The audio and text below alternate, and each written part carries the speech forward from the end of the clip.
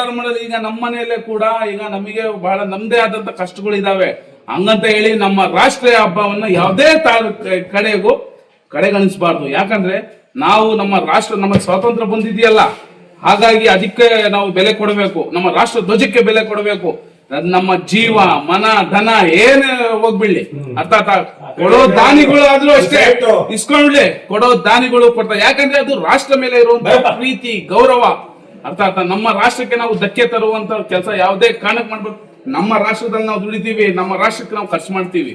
ಅರ್ಥಾತ್ ಇದನ್ನು ಯಾವುದೇ ಕಾರಣಕ್ಕೂ ಯಾವುದೇ ವ್ಯಕ್ತಿಗಳು ತಡೆ ಮಾಡ್ಬೋದು. ಯಾಕಂದ್ರೆ ರಾಷ್ಟ್ರದ ಮೇಲೆ ಇರುವಂತ ಪ್ರೀತಿಯನ್ನ ಕಡಿಮೆ ಆದಂಗಾಗುತ್ತೆ.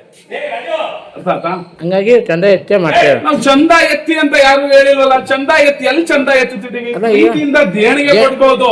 ನೀನೇ ಮಾಡ್ಸು, ನೀನೇ ಕೊಡು. ನಿನ್ಗೂ ನಮ್ಮ ರಾಷ್ಟ್ರ ಧ್ವಜಕ್ಕೆ ಒಂದು ಮಕ್ಕಳಿಗೆ ಏನಾದ್ರು ರಾಷ್ಟ್ರ ಧ್ವಜಕ್ಕೆ ಏನಾರ ಒಂದು ನಮ್ಮ ಅಭಿನಂದನೆ ಸಲ್ಲಿಸು. ನಾವು ಈ ಮಣ್ಣಲ್ಲಿ ಹುಟ್ಟಿರೋದಕ್ಕೆ ಅದಕ್ಕೆ ನಾವು ಚಿರಋಣಿ. ಅರ್ಥಾತ್ ನಾನು ಈಗಲೂ ಹೇಳ್ತಿದೀವಲ್ಲ, ನಮ್ಮ ಜೀವ ಹೋದ್ರು ನಾವು ಭಾರತೀಯರೇ, ಇಂಡಿಯನ್ಸೇ. ಅರ್ಥಾತ್ ಮಾಡೋಣ, ಒಳ್ಳೆ ಒಂದು ರೀತಿಯಲ್ಲಿ ಮಾಡೋಣ. ದಾನ ಅಂತೀರಾ? ಏನ ದಾನ ಕೊಟ್ಟಾರ ನೋಡ್ರಿ, ನಾವು ದಾನ ಕೊಟ್ಟವ್ರಿಗೆ ಯಾರಿಗೂ ಬೇಡ ಅನ್ನಲ್ಲ.